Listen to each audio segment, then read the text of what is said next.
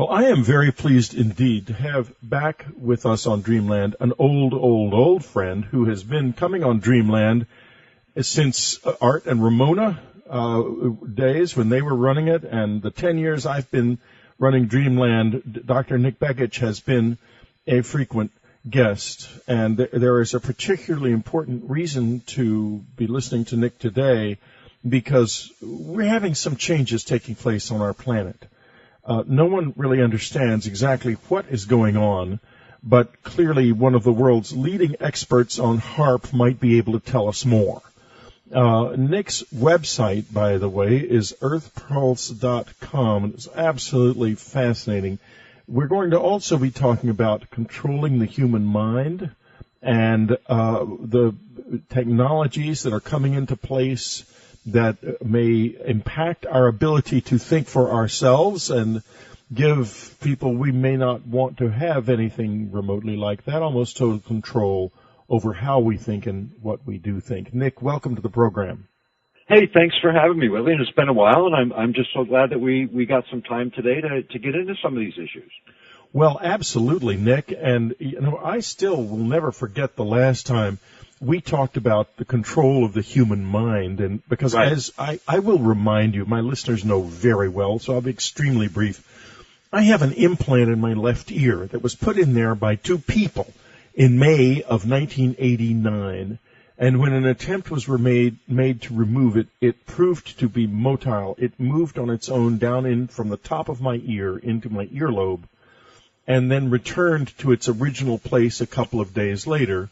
The material that was removed, which is a little fragment of it, was the strangest thing that the pathologist involved had ever seen.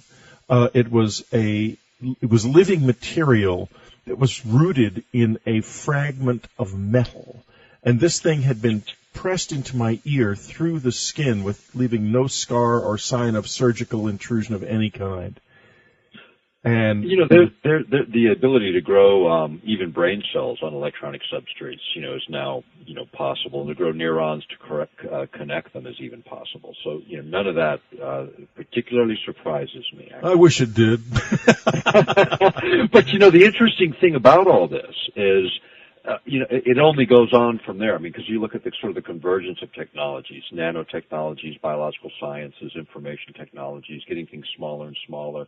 The ability to do more with less, or really replicate what's going on in the human body in a very precision kind of way, with the combination of biological and electronic circuits. And I think we're going to see a lot more of that, not less of that. Some of it will be good, and some of it will be bad. And I think that's sort of looking at the landscape of new technologies, guarding personal liberty, personal freedom, and intrusions is going to be a big part of this century.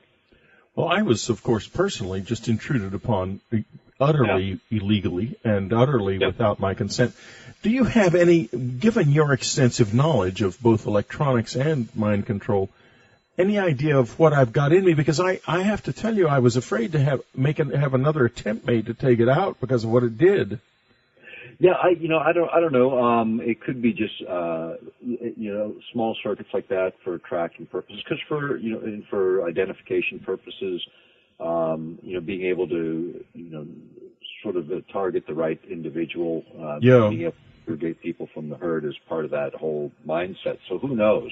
But, mind control technologies, can be precision, in terms of driving them at an individual, or on a more mass, kind of scale. And so, that becomes part of that whole scenario. But I think a lot of the miniature technologies these days that are being, sort of put out there are for absolute identification and tracking purposes.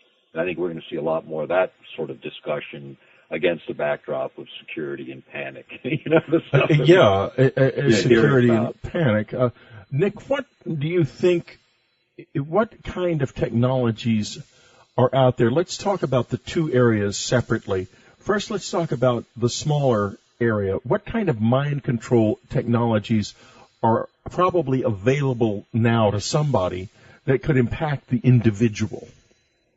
Well, there was technology developed by Woody Norris, who you may be familiar with, and this was developed and actually won the MIT Lemelson Prize in, I think, 2005, and it was acoustic heterodyning, where you could actually point a device at an individual and you could send a signal that they would perceive as a proverbial voice in the head, like people hearing our voices on radio today, and yet no one around them would hear a thing. That kind of targeting, exists, and the technology's been around for quite a while. You can go into sort of the more esoteric sort of mass technology, but for individual targeting, the idea of sending a signal that a brain will interpret as the same as an acoustic signal or something the ear would normally pick up. Because I had another experience, which I'm going to tell you about, because I think you might be talking about that technology. I have been oppressed since I wrote my Close Encounter books, obviously. I mean, to be frank, I've had these pigs all over me, to be honest with you. And once I was asleep in a condo in Texas, in a bedroom that was right on the little garden, and then there was a sidewalk and then the street, so it was readily accessible to the street.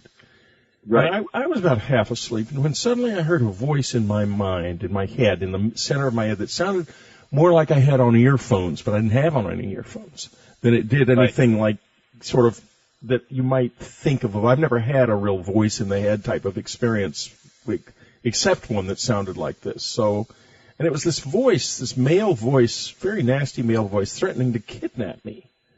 And I thought, wait a minute. I'm not dreaming. I'm not that asleep. I woke up totally dead awake, and the voice continued on.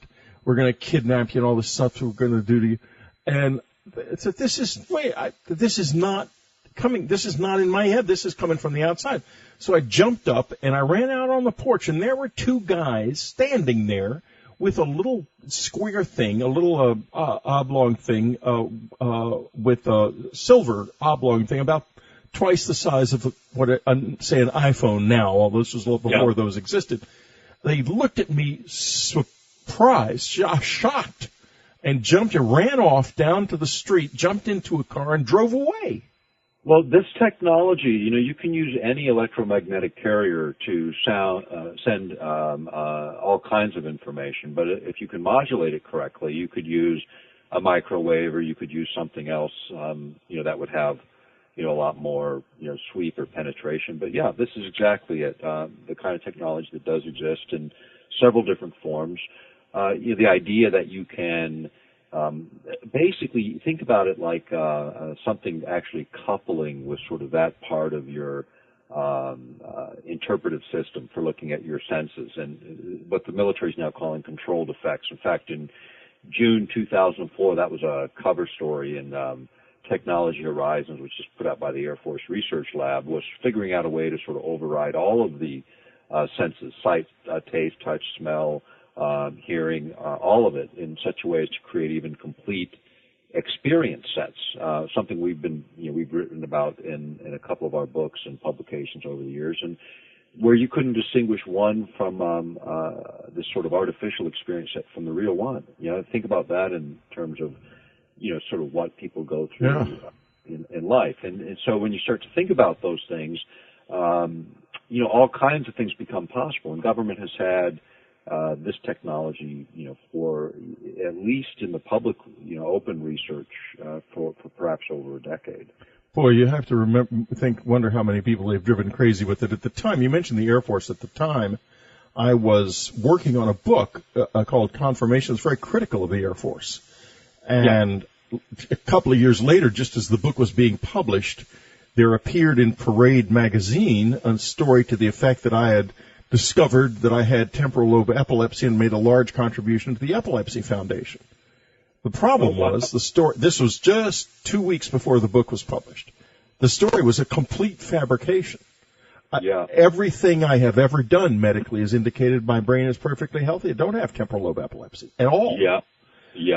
And I found out that the owner of Parade magazine was a brigadier general retired in the Air Force Reserves.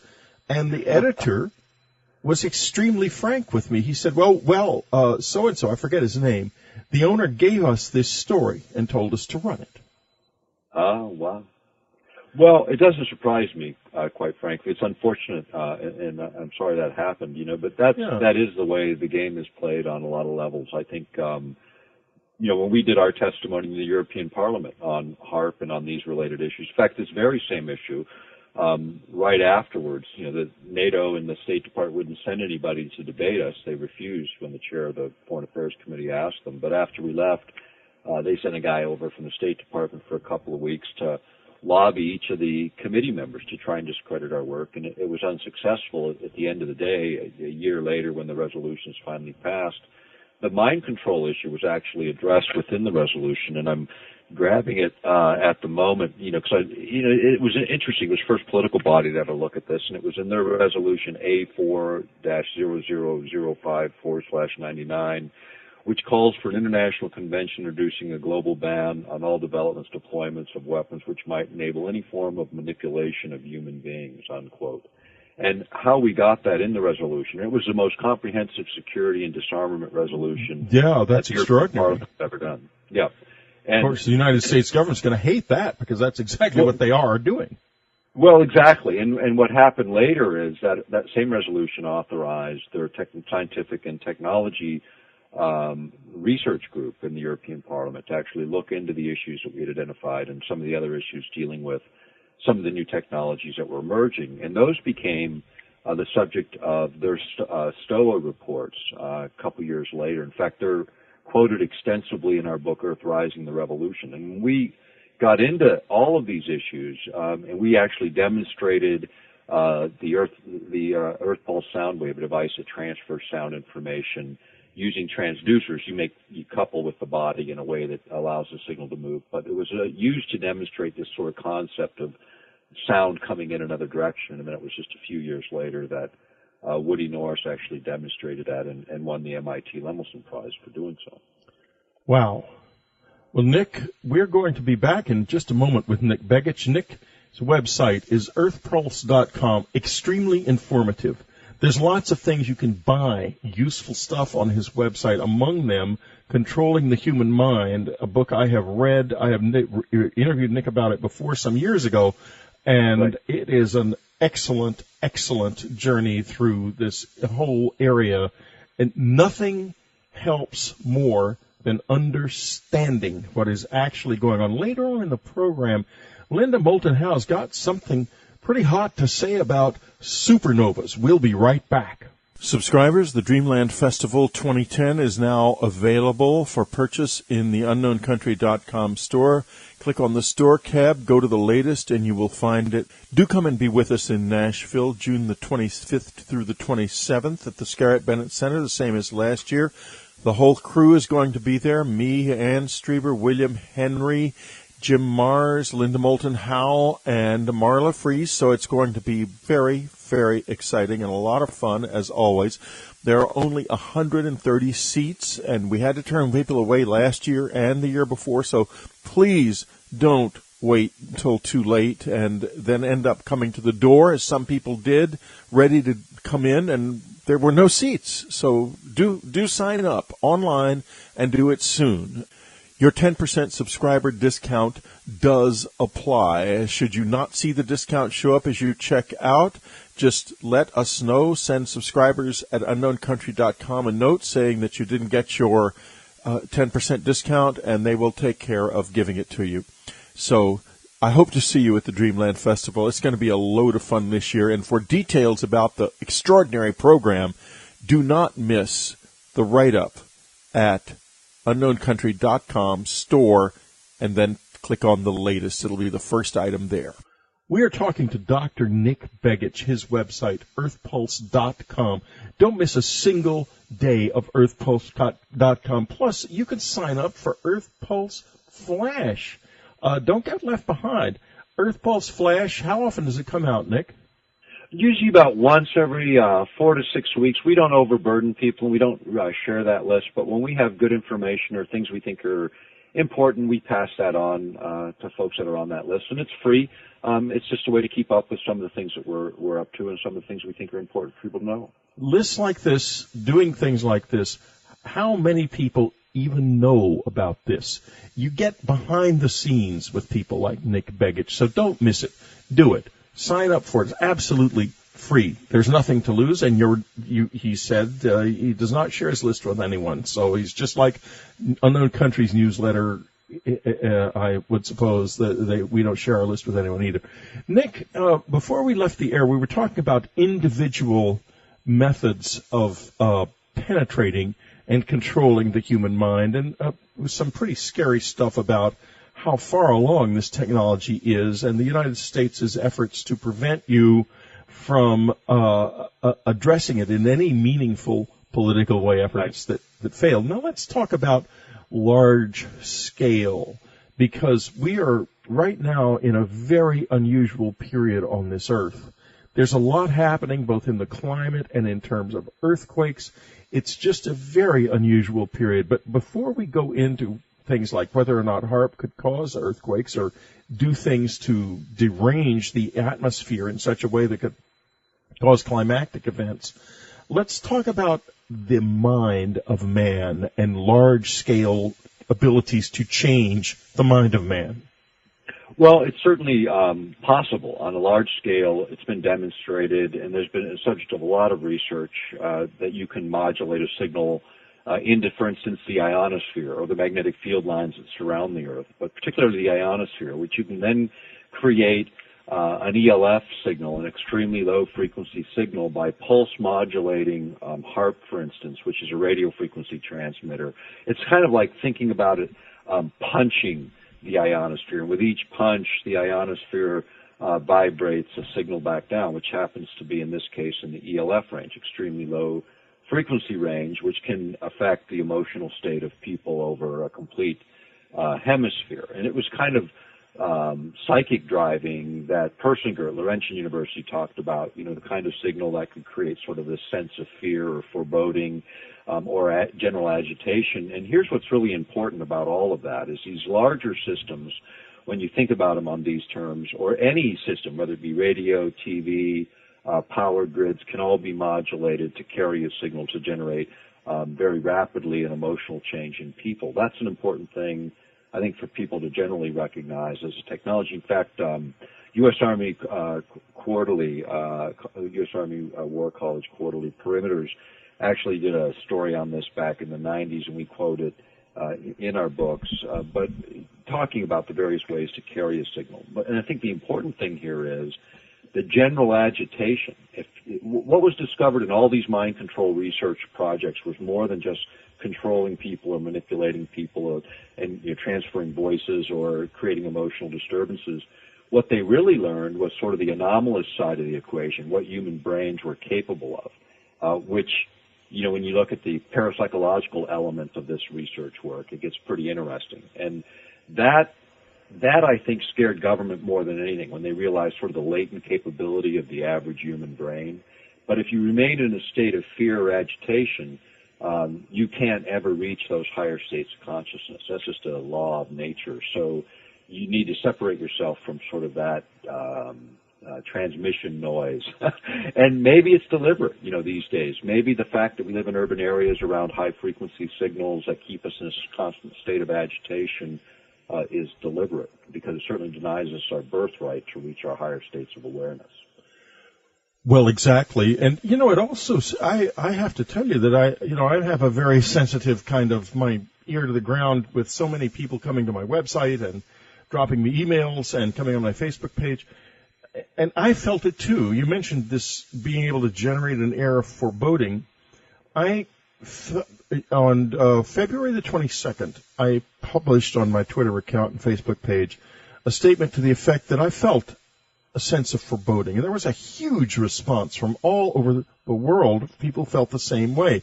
I had a sense of pressure. And indeed, a few days later, here comes the Chile earthquake.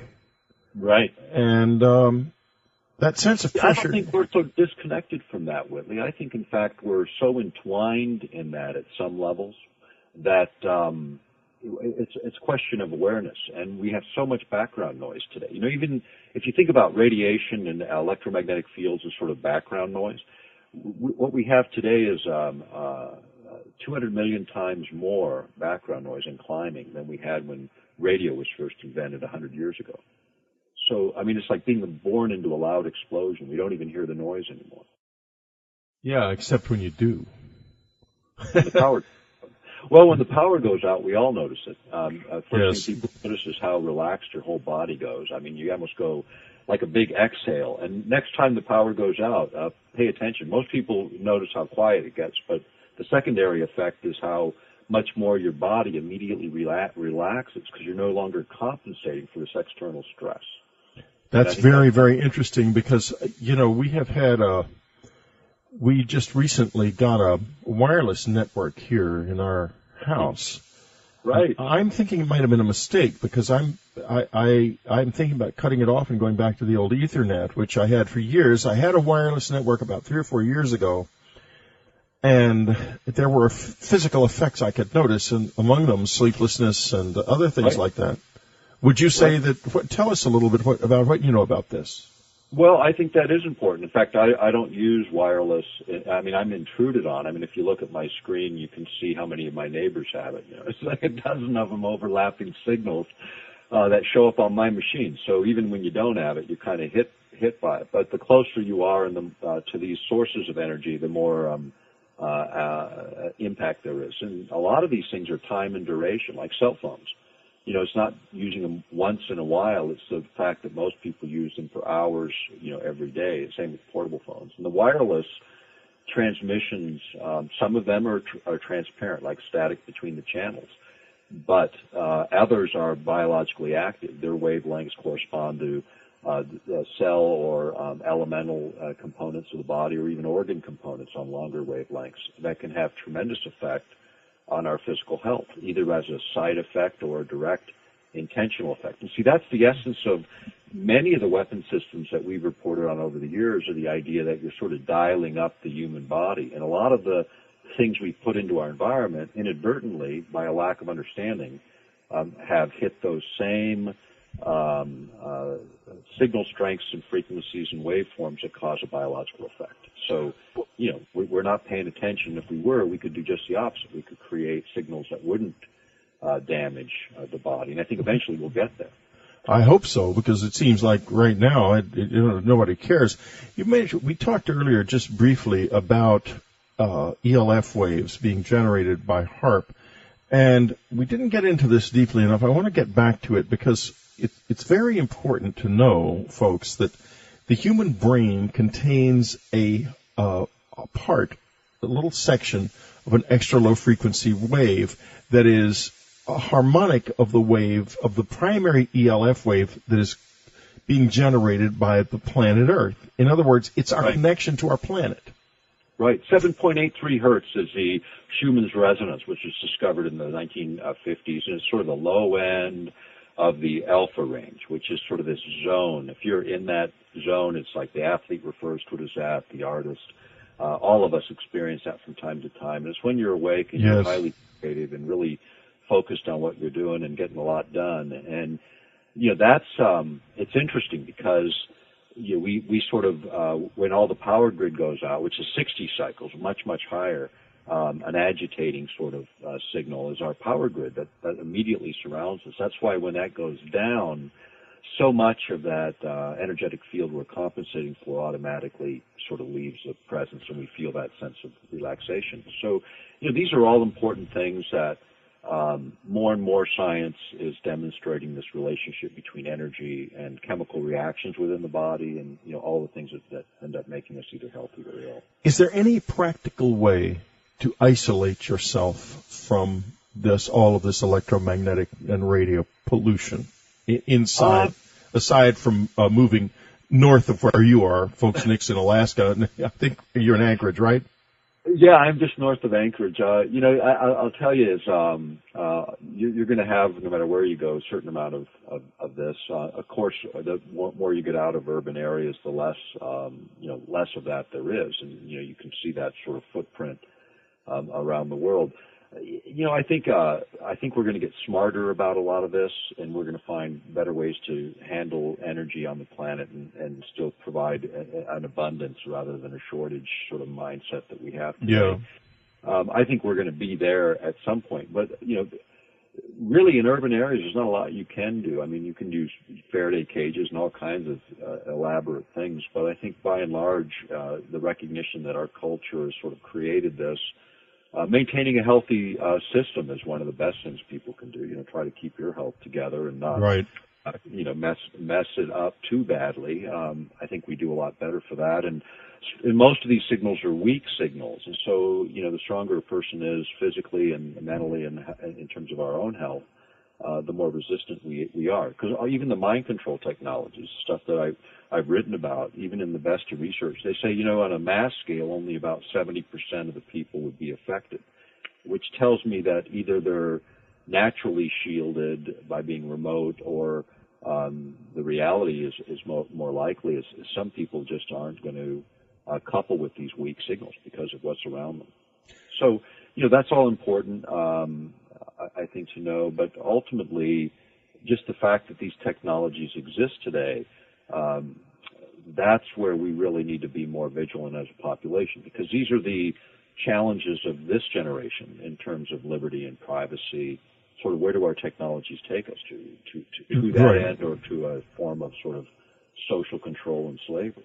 We have to be very, very careful. We're going to talk to Nick now in just a couple of minutes when we get back about earthquakes and HAARP. Later on, Linda Moulton House got some hot news for us about supernovas. We'll be right back. We're talking to Dr. Nick Begich, his website, earthpulse.com. You can get a free newsletter there. Sign up for Earth Pulse Flash. Your email address will not be shared with anybody. You will not get spam. It's absolutely free. It is absolutely useful, so don't miss it. 22nd century, the worldwide mind. What is the world going to be like 30 years from now? Will human lifespans increase to 250 years or more? Will personal computers be smarter than the people who use them? It's a 60-minute DVD, one of many things available on earthpulse.com. Most worth your time to explore and buy. Nick does put out a very excellent product at every level. Nick, just in the past couple of months, we've had two absolutely enormous and devastating earthquakes. Indeed, there has been so much tectonic activity in the world that the U.S. Geological Survey has taken pains to say it's all totally ordinary and nothing is unusual, which means something is very unusual. Yeah. That's the thing about all of this right now is we're going to probably see a lot more, and there's a variety of reasons. I think there's the natural cycles are a big part of it, as well as emerging technology. And every time now a major event occurs, there's someone that points out that, hey, maybe it's us doing it to ourselves. And one of the things that's sort of been learned along the way, and in fact I'll use a real quick quote. It comes from Earth Rising: The Revolution. We see this quote a lot now. When we published in 1999. People weren't even thinking about the idea that maybe man can create these kinds of events. But this is from William Cohen. It comes out of a DoD news briefing on a conference on terrorism and weapons of mass destruction, and it was and U.S. strategy. It was done with Senators Lugar and Nunn back in 1997. So this goes back, before 9/11 or any of this. And here's what he said: others are engaging even in an eco-type of terrorism whereby they can alter climate, set off earthquakes and volcanoes remotely through the use of electromagnetic waves, unquote. Now that's Secretary of Defense William Cohen, when he was in that position, suggesting terrorist states could create earthquakes. And Wow. What did he really mean by that? And that's the first thing to think about is, these terrorist states aren't known for high science in most cases. There's a few exceptions, but in most cases I think we would all agree on that. And yet, we're concerned about it. And the second thing that comes up is the idea that we learned enough about the mechanisms of the planet to believe that others, and I believe we can do this. We can trigger these geophysical events. In other words, there's already energy built up within the planet that's, say, in a fault zone that's got some stressors in it. And if you could resonate a frequency that was correct, that would capitalize on that energy and cause it to just sort of magnify and release, wouldn't that be interesting? And it's interesting that a lot of earthquakes, you'll notice ELF signals or low-frequency signals emitting from those source areas before the quakes actually go off. And then you get other kinds of things that occur. You get electromagnetic events in the ionosphere that occur with great quakes that make you wonder what that electrical connection is in terms of stimulation. So there's been a lot of research in sort of how do you manipulate an earthquake. One of the things about HAARP, as an example, is it can manipulate gravitational waves, which is some of the last work that Eastland was done before he passed away in 2007. And he did a paper on this, and the idea that you could manipulate a gravitational wave for weather modification, but you could also perhaps manipulate it for an earthquake generation, makes, all of these quakes now sort of suspect, because you got countries like Venezuela and China and Russia and others claiming to have or know of this technology as well. Now we have to suspect everything, and so that's sort of a new paradigm in all of this. There were quite a few bizarre lights seen in Chile immediately before the earthquake. In particular, one I saw, which is a ring of red glowing clouds that was brightly lit by the setting sun. What was going on? What are all these lights about? And go ahead. There's a lot of energy that's released when two plates slip. When that amount of energy, just in terms of an electrical discharge that comes from it. And here's the question that we've had, and this occurred with a great quake here in Alaska in the early 60s, before any of these HAARP systems were around, as an example. But the ionospheric effects, could you stimulate the ionosphere, as an example, and create a resonance that would signal back to the Earth and cause a release of energy within a fault zone? That's the basic mechanism of HAARP, and the thought that we could do this with this kind of instrument is now in the consciousness of a lot of people. And there's probably other ways to do it as well. Thermonuclear detonation was sort of the primitive way that people thought they could trigger these kinds of events. But of course, we know that. I mean, surely someone would say something about that if it was, say, done underground inside a fault zone. Right, but now you have these other ways to sort of do it where you have some plausible deniability. The thing about it is you're using a coherent signal, a signal that's rhythmic and which indicates that it's man-made as opposed to the randomness of nature. And so if you look for those signals and you know what you're looking for, and this is where international monitoring of this kind of technology could easily take place for both earthquake generation, climate modification, mine control, all of these things. And you could actually build circuits that would block those signals from things like TVs and radios and power grids. And at the same time, identify those that are producing those signals and triangulate their positions and know absolutely who they are, unlike burying a nuke in a silo. Right. So, we have an opportunity with all this technology and understanding it. The problem is a lot of it's classified because it's used for weapons uses, not for the benefit of maintaining life, liberty, and privacy in the United States. Right. It's unfortunate, isn't it, that so much technology has been denied the public in the interest of an essentially pointless endeavor. Yeah, and here's the biggest thing in all of this, Whitley, that I think where the next evolution is. We did this conference on mind effects back when I was working with the Lay Institute on Technology, and one of the things that everyone came to that I thought was pretty interesting is the next evolution is going to be the awakening of the super consciousness of man, which is this anomalous set of capabilities that we have. And I think that's really the big... What are some of these capabilities? Well, we used to talk about them in terms of ESP, extrasensory perceptions, mental telepathy, the idea of telekinesis, all of these sort of anomalous human, super memory, all that kind of thing, remote viewing, these anomalous human capacities that have lots of different names to describe the phenomena, but nonetheless have been recognized from every generation for millennium. Those things, I think, that's sort of the next leap, and a lot of people agree that that's the next leap of mankind, and it's one that corrupt governments and corrupt systems would have no defense against, quite frankly. Which they will therefore try to suppress in any way possible. Yeah, to maintain the status quo and whatever it is, and I think we need to not be so fearful, and the fear is the enemy, because it immediately puts us in a mental state that if you were to look at an EEG, you'd recognize you'll never reach a state of consciousness where you'll access any of those higher abilities in a state of fear. So That's the enemy. That's what we need to guard against in all of this. And understanding the technologies generates a certain amount of anxiety, but recognizing that we are much more than that can give us at least a better place to focus our attention. And that's what I think we should be chasing as human beings. Not so much identifying the adversary as once recognized, knowing that we as human beings have this innate capacity that if we can recognize how to sort of blow through our disbelief systems, we'll be able to actualize again. That's where the action is. That's what the challenge of this generation, I think, ultimately will be.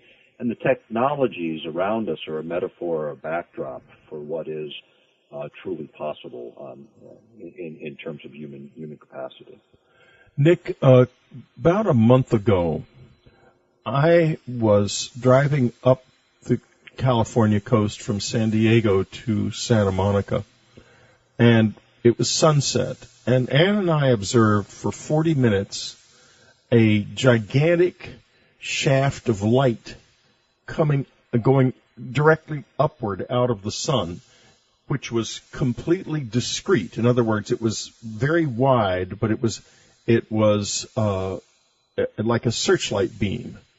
And that remained present for 40 minutes until the sunset finally faded, and it was not affected by clouds or anything. In other words, we saw it behind various different cloud formations. It wasn't something being caused by clouds. What was it, do you think?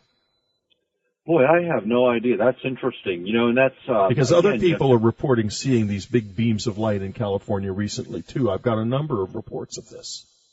Yeah, the thing I don't know what that would be, but the things that when you talk about in the context of earthquakes, the things that you kind of watch for is you watch for unusual ionospheric disturbances, usually micro tremors that are like a low frequency, very low energy tremors that can be spidered over large periods, and you see these manifest in different places.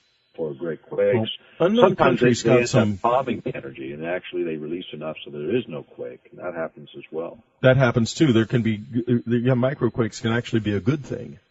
Yeah, they end up releasing a lot of pent up energy. So depending on sort of what's happening, that's where a lot of that earthquake research is taking on some new dimensions in terms of what those signals mean and how to interpret them. Well, Nick, it has been a great pleasure, as always, to be with you. Nick's website, earthpulse.com. Go over there and sign up for his free newsletter. You won't be sorry. And there are a lot of fascinating things on this website, controlling the human mind. And I'm just glancing at the front page of it, 21st Century and the Worldwide Mind, something that I want to talk to you more about, and I want to get this book so I can do that. We need to revisit ESP induction through forms of self-hypnosis. The protocols detailed in this book have been tested and found reliable in increasing intuition or guessing ability by up to 400%. Nick, I want to do that, and I want to get back to you and interview you after I do it. So I would love for you to send that along to me. And we will. We'll make sure that you get it, and we'll get you some other materials as well. It's been a long time, and it's time to get reconnected with you and your listening audience. Absolutely, Nick. And next up, folks, Linda Moulton Howe. We're going supernova. One reporter who loves mysteries is radio's leading science journalist, Linda Moulton Howe. She's an Emmy Award-winning TV producer, documentary filmmaker, and the reporter and editor for EarthFiles.com, the Internet's most respected edge science website. Today, she has an extraordinary report for us on Death Stars. Are they out there? Could we wake up one morning and find a second sun in the sky? Sound improbable? Well, listen up. Here she is from Albuquerque, Linda Moulton Howe. Thank you, Whitley. And the January 5th, 2010 issue of Scientific American headlined an article about, quote, a supernova star too close for comfort to Earth, close quote. The subject was a binary white dwarf named T Pyxidus.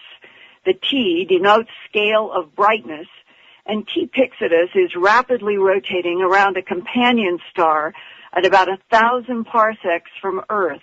1,000 parsecs is equal to to about 3,260 light years. Scientific American said, quote, astronomers have identified a ticking time bomb in space that lies perilously close to the Earth. They revealed on January 5th. The star called T Pyxidus looks set to explode as a supernova with the force of 20 billion megatons of TNT. But it lies less than 3,260 light years away in our own galaxy, close enough in cosmic terms for a blast to have a possibly devastating impact on our planet, close quote. The lead author, Edward M. Sion, Ph.D. and Professor of Astronomy and Astrophysics at Villanova University in Radnor, Pennsylvania, presented his research on January 5th at the recent American Astronomical Society meeting in Washington, D.C.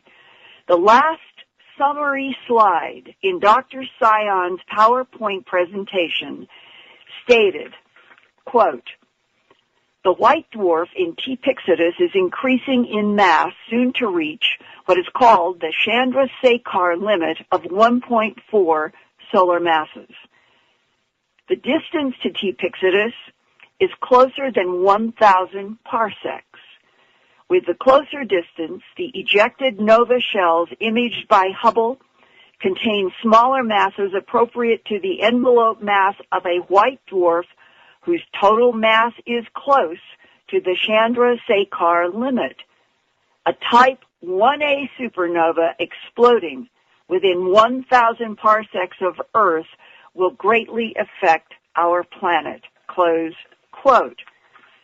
Even if that white dwarf, T Pyxidus, blew to smithereens today in what is known as a type 1A supernova, Earth scientists would not know for 3,260 years because the gamma ray radiation travels at the speed of light, and that's how far T Pyxidus is from Earth, 3,260 light years. But since our solar system is in the Milky Way galaxy, filled with potential supernovae and even much bigger gamma ray bursts from much larger dying star deaths, could we be hit by a blast of gamma rays large enough to knock out our ozone layer? If that happened, all surface Earth life, including humans, would be exposed to deadly UV and gamma ray energies no longer blocked by the protective ozone layer. Has that happened before to our planet and caused one or more of the half-dozen extinction events that mark the life and death evolution of life on Earth? First, I talked with Professor Sion about his T Pyxidus research, and then I called Professor Adrian Malott, Professor of Astronomy and Astrophysics at the University of Kansas in Lawrence. He does not think that a type 1A supernova at 1,000 parsecs would ever have enough gamma radiation to harm Earth. However, Dr. Malott hypothesizes that Earth's Ordovician extinctions 440 million years ago had all the earmarks of strong gamma ray radiation, perhaps from a massive dying star more than 20 solar masses in size that emitted a gamma ray burst that killed most of the plankton and other near-surface life in the oceans of our planet's southern hemisphere. So first, I'm going to start with Professor Sion, who is worried about T Pyxidus, and then you're going to hear from Dr. Malott, who is not so worried about T Pyxidus, but is worried about the possibility of other massive stars suddenly exploding as they die, and that the gamma ray radiation, if it's near the Milky Way galaxy, could still do harm to our Earth's atmosphere. Here now is Professor Sion. And a supernova explosion is 1 million to 10 million times more powerful than a classical nova explosion. And a supernova explosion on a massive white dwarf is what we believe happens when a white dwarf is close to the Chandrasekhar limit, which is 1.4 solar masses for a white dwarf made of carbon in its core. We think that what happens is that the temperature of the white dwarf in the core keeps increasing and increasing to the point where carbon nuclei are moving so fast because of the very high temperature that they can fuse, stick together, releasing energy, and undergo thermonuclear fusion. We call it carbon burning. If carbon burning is ignited in a massive white dwarf, then a complete and total detonation will occur. The thermonuclear fusion then goes out of control, and that results in the thermonuclear explosion that we know as a Type 1A supernova. And T. Pyxidus blows apart. Blows apart, leaving no remnant, no pulsar, for example, no pulsar remnant, no black hole remnant. There's nothing left. When T. Pyxidus would blow itself apart, why might that be lethal for surface life here? The T. Pyxidus system could be even a bit closer than that, and there's a range down to about 600 parsecs that we could still have model fits that are acceptable. So somewhere in the range of 600 parsecs to 1,000 parsecs would be the distance of T. Pyxidus when it undergoes a Type 1A supernova explosion. At that distance, what could happen here on Earth? There are other investigators who claim that even at 1,000 parsecs, even at 3,326 light years, there could be an effect on Earth's atmosphere. One such source has claimed that the amount of gamma ray emission from a Type 1A supernova at 1 kiloparsec would be enough to have a significant effect on Earth's atmosphere. For example, destruction of the ozone layer. Gamma ray radiation would completely destroy the ozone layer of Earth, which protects us from solar radiation. That's right. It could be something in the neighborhood of 900, 800, down to 600 parsecs, because it's possible, given the uncertainty of the parameters of T. Pyxidus, that our model fitting could give a solution which places it at a somewhat closer distance. And the fact that you scientists have not been able to measure anything more from T. Pyxidus since 1967 suggests that perhaps something is going on between that white dwarf and the sun that is tipping it to exploding, and that we don't have to wait for 10 million years, that it could happen any moment in Earth's timeline. If we know the white dwarf mass is 1.37 solar masses, if that's the correct mass, and that's the mass that's quoted extensively in the literature, then at its present rate of accretion, it would not tip the balance to reach the Chandrasekhar limit for 10 million years. However, there's an uncertainty inherent in the mass of the white dwarf, and the white dwarf could be slightly more massive than 1.37. So a supernova event could happen even sooner. But it's just not clear because we don't know with 100% certainty what the mass of the white dwarf is. But it's definitely very massive. That much we can say, because you must have a very massive white dwarf and a high rate of mass accretion via the disk, the accretion disk, in order to trigger thermonuclear explosions every 20 years. Since it has stopped these classical nova explosions, the last one being in 1967, we really are puzzled as to why this cycle of thermonuclear explosions has not continued. So it could reach the Chandrasekhar limit before 10 million years.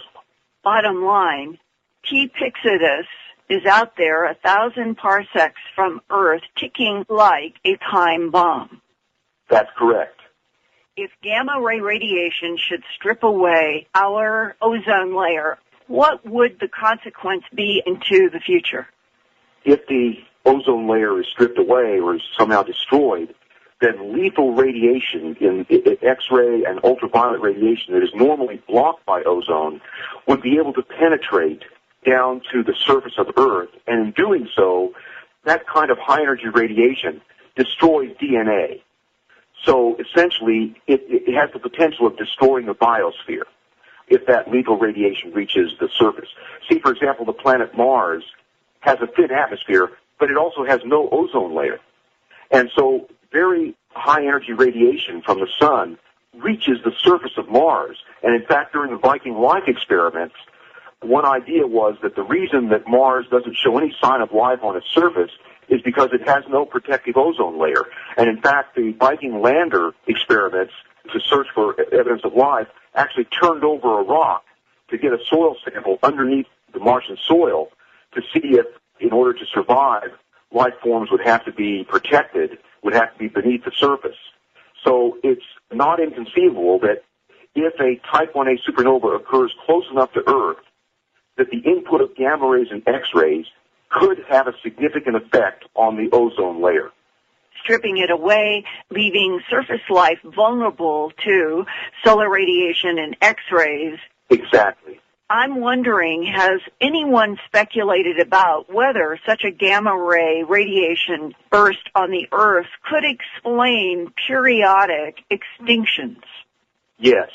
There is a professor at the University of Kansas, Adrian Malott, who has published extensively on this possibility in terms of gamma ray bursts, possibly triggering the mass extinctions in the Ordovician period.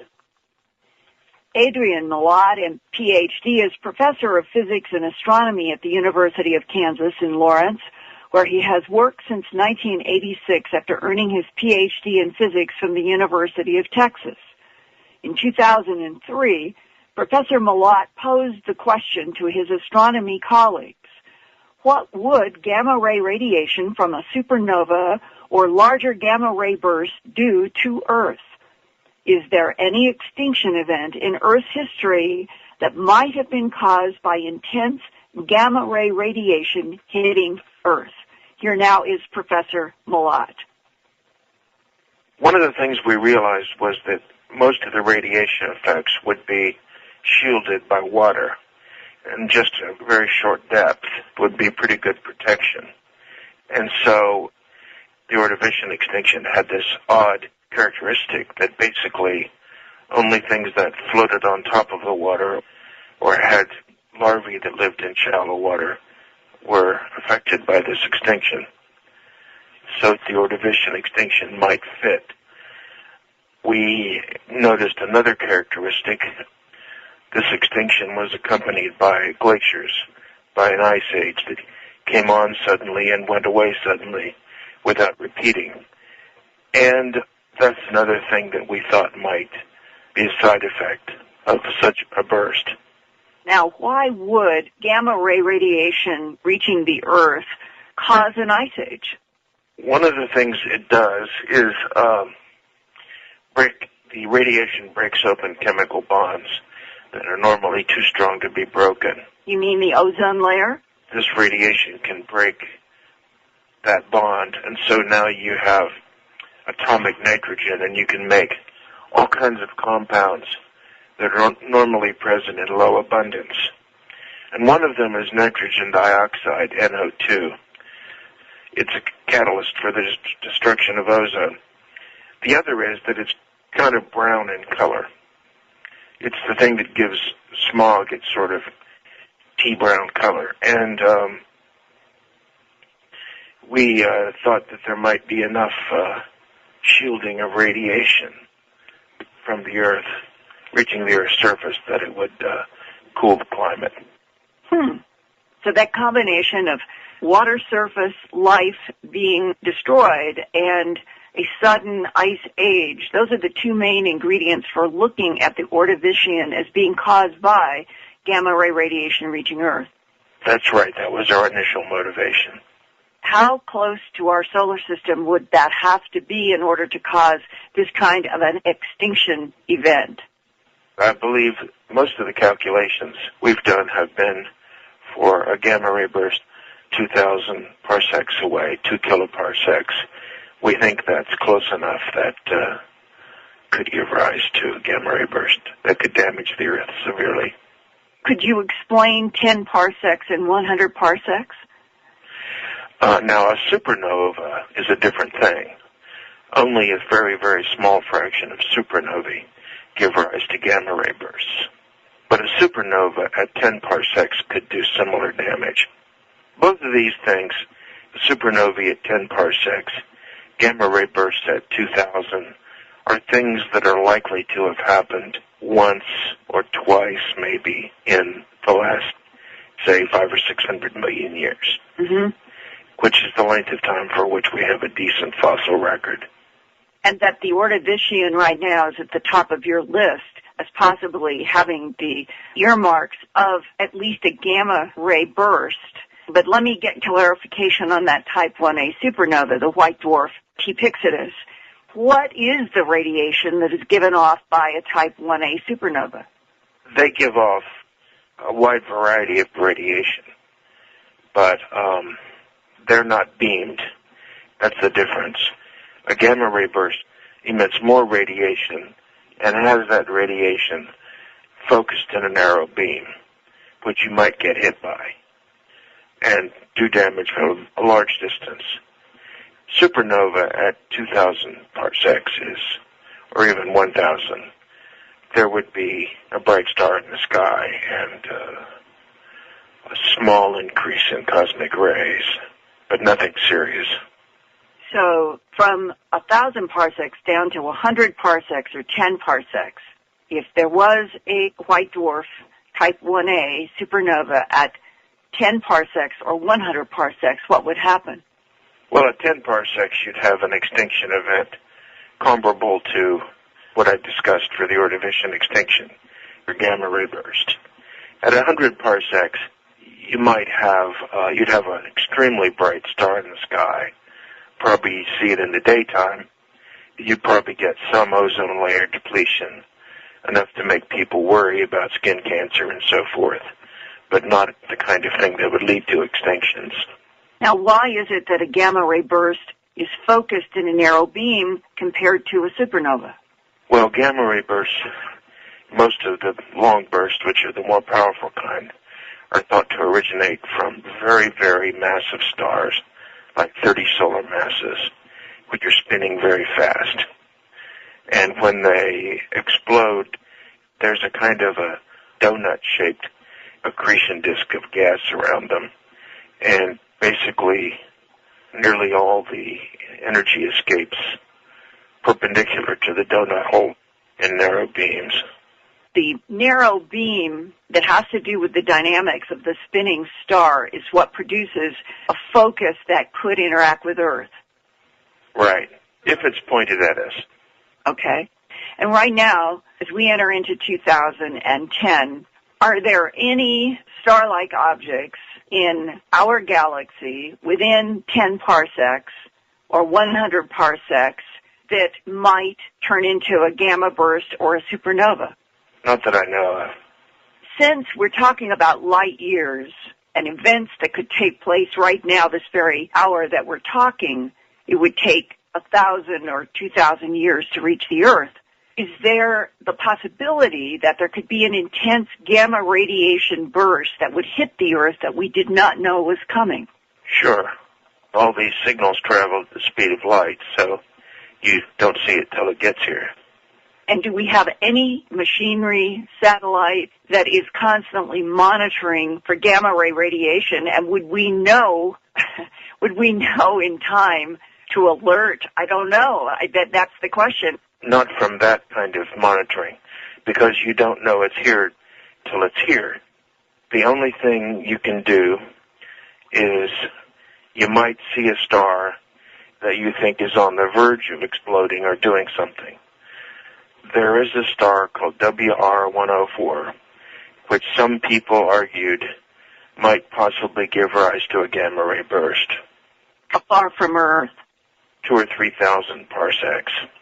And might be pointed at us, might not. A supernova would have to be within about 10 parsecs to do that kind of damage. A gamma ray burst could do it from much further away. I don't think there's any supernova candidate close. A gamma ray burst is harder to spot. WR104 might give rise to one. Mm-hmm. So anything from 2,000 parsecs toward our solar system, if it's a gamma ray burst from a large spinning star, could do damage. And supernova within 10 to 100 parsecs from our solar system could do damage. Right.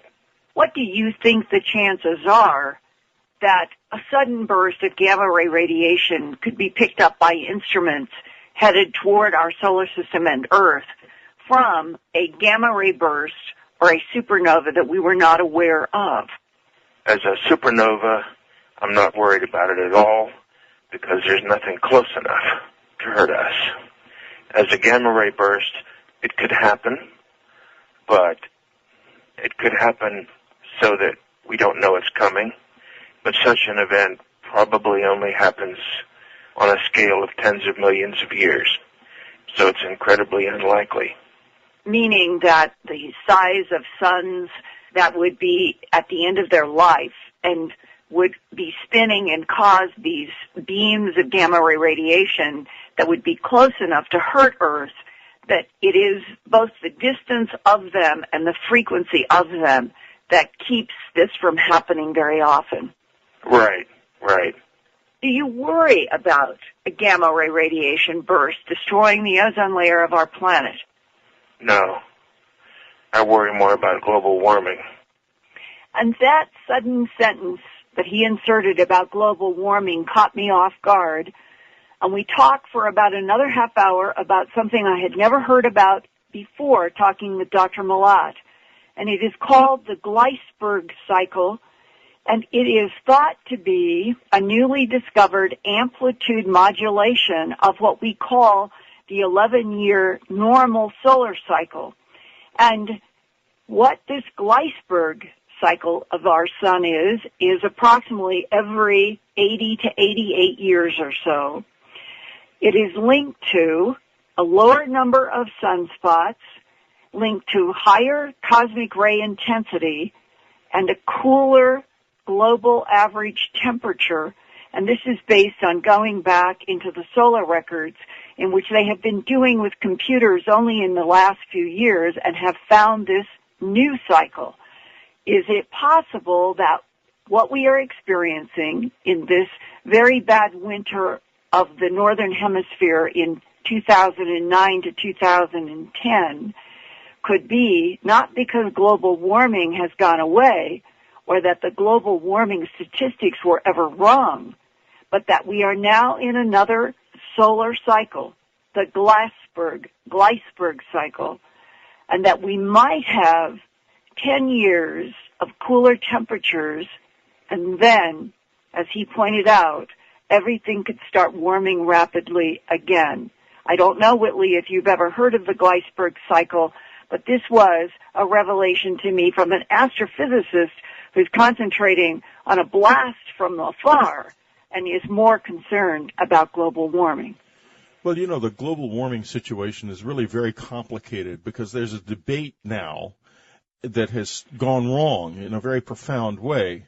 The debate is, will it happen or won't it? The answer is that climate cycles have been on, this planet has had climate cycles since the beginning of time. And it's in a climate cycle right now. Where it is at the tail end of an interglacial. During this period, whether we were here or not, the climate would be highly unstable, as it is indeed right now.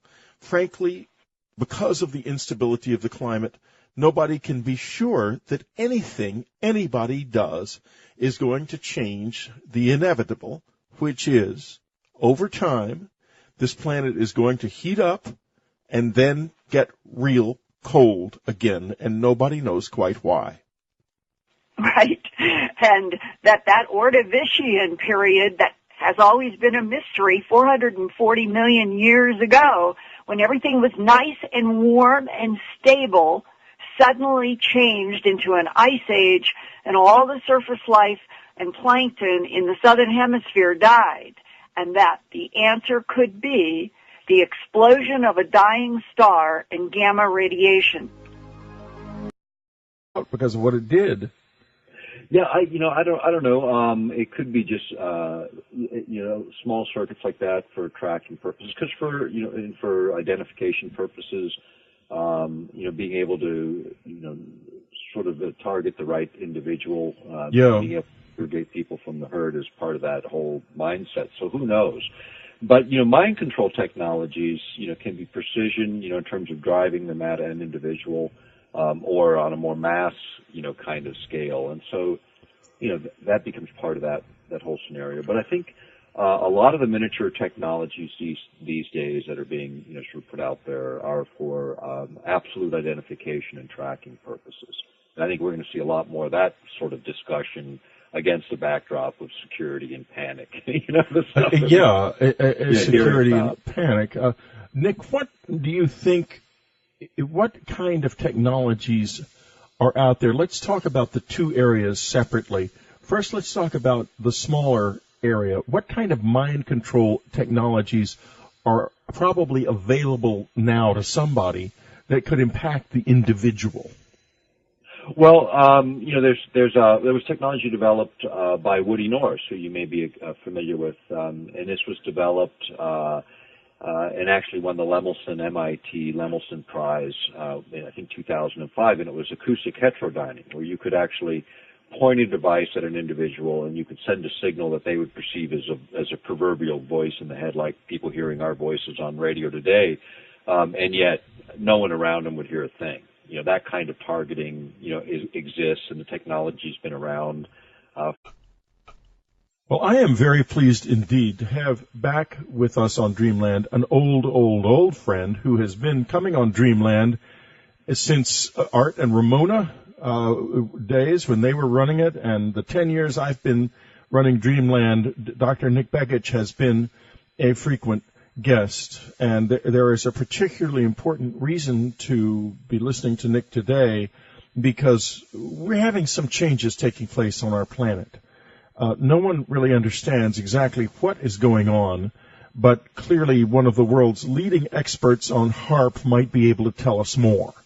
Nick's website, by the way, is earthpulse.com. It's absolutely fascinating. We're going to also be talking about controlling the human mind and the technologies that are coming into place that may impact our ability to think for ourselves and give people we may not want to have anything remotely like that, almost total control over how we think and what we do think. Nick, welcome to the program. Hey, thanks for having me, Willie. And it's been a while, and I'm just so glad that we got some time today to get into some of these issues. Well, absolutely, Nick. And, I still will never forget the last time we talked about the control of the human mind. And because as I will remind you, my listeners know very well, so I'll be extremely brief. I have an implant in my left ear that was put in there by two people in May of 1989. And when an attempt was made to remove it, it proved to be motile. It moved on its own down in from the top of my ear into my earlobe, and then returned to its original place a couple of days later. The material that was removed, which is a little fragment of it, was the strangest thing that the pathologist involved had ever seen. It was living material that was rooted in a fragment of metal. And this thing had been pressed into my ear through the skin, leaving no scar or sign of surgical intrusion of any kind. And the ability to grow even brain cells on electronic substrates, is now possible, and to grow neurons to connect them is even possible. So none of that particularly surprises me. Actually. I wish it did. But the interesting thing about all this is, it only goes on from there. I mean, because you look at the sort of the convergence of technologies, nanotechnologies, biological sciences, information technologies, getting things smaller and smaller. The ability to do more with less, or really replicate what's going on in the human body in a very precision kind of way, with the combination of biological and electronic circuits. And I think we're going to see a lot more of that, not less of that. Some of it will be good, and some of it will be bad. And I think that's sort of looking at the landscape of new technologies, guarding, personal liberty, personal freedom, and intrusions is going to be a big part of this century. Well, I was, of course, personally just intruded upon utterly illegally and utterly without my consent. Do you have any, given your extensive knowledge of both electronics and mind control, any idea of what I've got in me? Because I have to tell you, I was afraid to have another attempt made to take it out. They looked at me surprised, shocked. and ran off down to the street, jumped into a car, and drove away. Well, this technology, you can use any electromagnetic carrier to send all kinds of information. But if you can modulate it correctly, you could use a microwave, or you could use something else, that would have, a lot more, sweep or penetration. But yeah, this is exactly it. The kind of technology that does exist in several different forms. The idea that you can basically think about it like something actually coupling with sort of that part of your interpretive system for looking at your senses, and what the military is now calling controlled effects. In fact, in June 2004, that was a cover story in Technology Horizons, which is put out by the Air Force Research Lab, was figuring out a way to sort of override all of the senses, sight, taste, touch, smell, hearing, all of it in such a way as to create even complete experience sets, something we've written about in a couple of our books and publications over the years, and where you couldn't distinguish one from this sort of artificial experience set from the real one. Think about that in terms of, sort of what people go through in life. And so when you start to think about those things, all kinds of things become possible. And government has had this technology, for at least in the public, open research for perhaps over a decade. Boy, you have to wonder how many people they've driven crazy with it at the time. You mentioned the Air Force at the time. I was working for quite a while. You can go into sort of the more esoteric sort of mass technology, but for individual targeting, the idea of sending a signal that a brain will interpret as the same as an acoustic signal or something the ear would normally pick up. Because I had another experience, which I'm going to tell you about, because I think you might be talking about that technology. I have been oppressed since I wrote my Close Encounter books, obviously. I mean, to be frank, I've had these pigs all over me, to be honest with you. And once I was asleep in a condo in Texas in a bedroom that was right on the little garden, and then there was a sidewalk and then the street, so it was readily accessible to the street. Right. I was about half asleep, and when suddenly I heard a voice in my mind, in my head, in the center of my head, that sounded more like I had on earphones, but I didn't have on any earphones, than it did anything like sort of that you might think of. I've never had a real voice in the head type of experience, except one that sounded like this. So, and it was this voice, this male voice, very nasty male voice, threatening to kidnap me. And I thought, wait a minute. I'm not dreaming. I'm not that asleep. I woke up totally dead awake, and the voice continued on. We're going to kidnap you and all this stuff we're going to do to you. And so this is not coming. This is not in my head. This is coming from the outside. So I jumped up, and I ran out on the porch, and there were two guys standing there with a little square thing, a little oblong thing with a silver oblong thing, about twice the size of say an iPhone now, although this was before those existed.